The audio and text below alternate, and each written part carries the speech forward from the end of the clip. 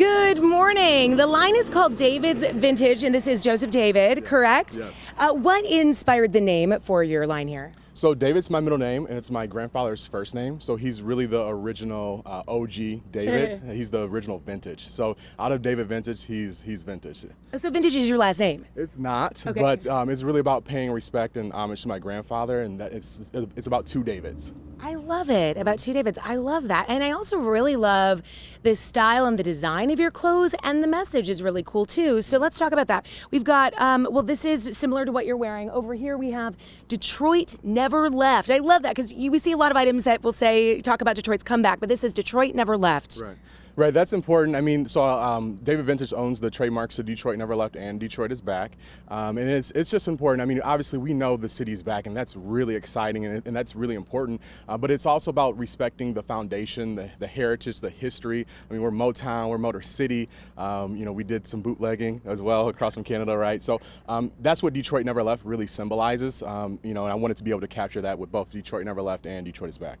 I love that because you're right. There really are those two parts and those elements, the new things that are coming up, but the people who've lived here and made this city what it is for so long. Right. So you've got more than just shirts. You've expanded, and I mean these are hot, like these purses. Yeah. So this year we just introduced our vegan leather bags. It's a briefcase called the Grashit.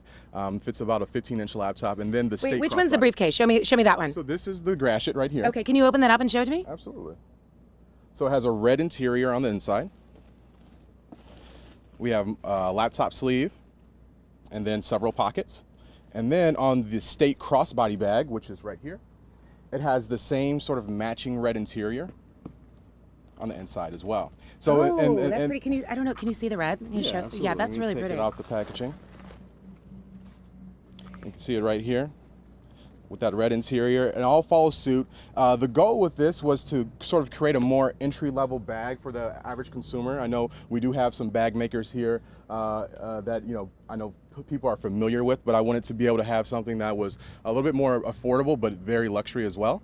And then to also have a vegan leather component to it as well. I love that. There's really the variety. You've got the flannel, you've got the jean, you've got the stuff that feels still comfortable and casual yet more high-end, right. And you've got quite an eye for design. Thank you. Have you been designing for a while?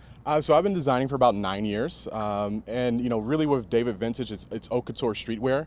So it really does have that luxury, streetwear component, but at an affordable price point. I love it. And you can find him right here in Ferndale at the DIY Street Fair. It opens at 11 o'clock today. It goes today and tomorrow. And you think his stuff is amazing. It is. And he's one of nearly 200. So there's a lot of people. Makes it so fun. You can support local entrepreneurs, local makers, just like David. Back to you.